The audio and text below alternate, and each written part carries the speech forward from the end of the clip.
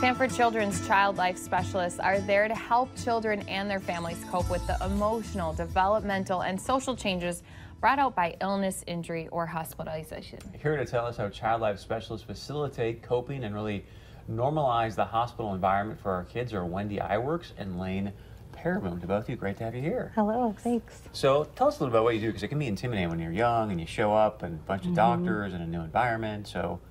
Yeah, so we as a team, we work all across the city here in Fargo-Moorhead to work with kids from infants, school age, all the way up to teenagers, and help them with a new illness diagnosis, and even in the clinics with our well child checks. Sometimes those can be scary for kids, and we do a lot of things to help them cope through play.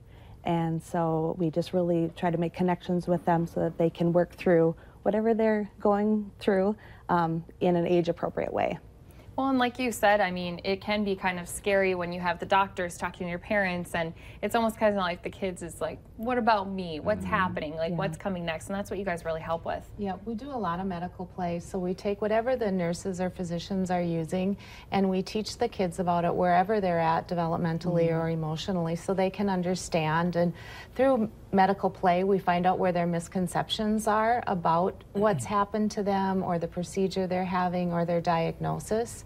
And we do that all in a very fun, safe way, thinking about all of the kids' senses when we're teaching them. You know, will there be something that will smell in the room? Or sometimes when we push a med, there might be a taste.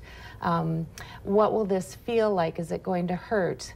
What are we going to do to help you cope with that if it does hurt? So is this the frozen sleigh, or what is this? Yeah. This is the frozen sleigh donated by Walmart. It is motorized, and it lights up and it sings songs, and it's a pretty fun thing for kids to drive around the unit. Wow. So that's like a real thing I can get at Walmart? You can really get that at Walmart. Wow. Yes. Chris drives into work in one. But we were talking the other day about the Cares for Kids Radiothon. That's going on right now. It helps the Children's Miracle Network, and that's exactly what goes into your guys' everyday work to make it a little bit easier for them to, you know, be in the hospital and get the care that they need. Yeah.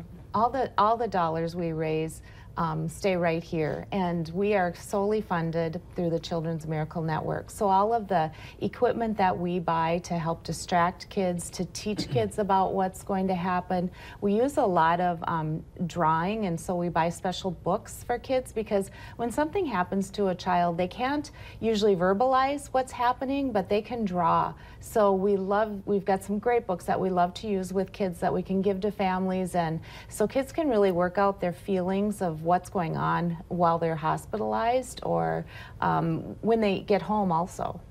I love talking with some of the families, because they say, you know, sometimes the kids in the hospital don't even realize that they're there. They just think, hey, I'm kind of on this little vacation from school, and I've gotten to play with the nurses and stuff, and it really should be that way. They need to be kids too, to be successful in overcoming whatever it is.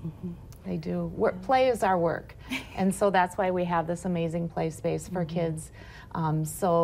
Because they need to do their work, just like we, if we're not doing our jobs, we don't feel quite right. And play is where we often get kids back at their baseline. You know, a physical therapist or an occupational therapist too work so closely with the kids, and they'll incorporate play into what they're doing. We just don't say, hey, you got to go walk down the hall. We'll be like, hey, let's push this little fun grocery cart and go on a scavenger hunt. So we really make it fun for kids, so they don't feel like they're actually working or doing something they don't want to do. What are some of the other things you're doing? You mentioned the Buzzy Bee, or what was it that you said? Yeah, so we help kids through procedures as well. So in the hospital and the clinic, there are different ways that we can help them cope with a painful procedure or something that they might be scared of.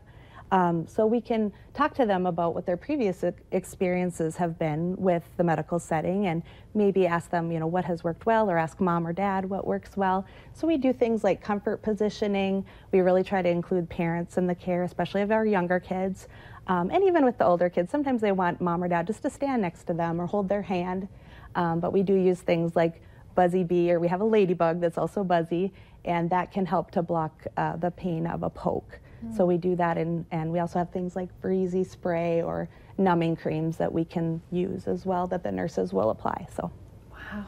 It's good stuff. Your list of things you guys do is endless. So obviously, if people are thinking about donating to Cares for Kids Radiothon, I mean, how do you kind of put out that last push that they should do it today? I think you never plan on having to be in the hospital, and I think probably one of the most stressful things is having your child get sick. And so having all the resources we do so families can stay local and not have to travel to another state or farther away it's really important. And when a family comes in and they realize how much it means to be able to stay here and how those dollars help to buy the specialized equipment for our surgeons and our other specialists in the hospital, they really see the value of their dollars for the entire community and region. Yeah. Good stuff, you guys. Thanks you for what you do. Yeah, thank you. I think you can help out too. Go to valleynewslive.com. I think yesterday was the hot button, so you can go and donate there to the what's happening with the Radiothon today and make a difference for kids in our community. All right, stay with us. We're going to wrap things up right after this.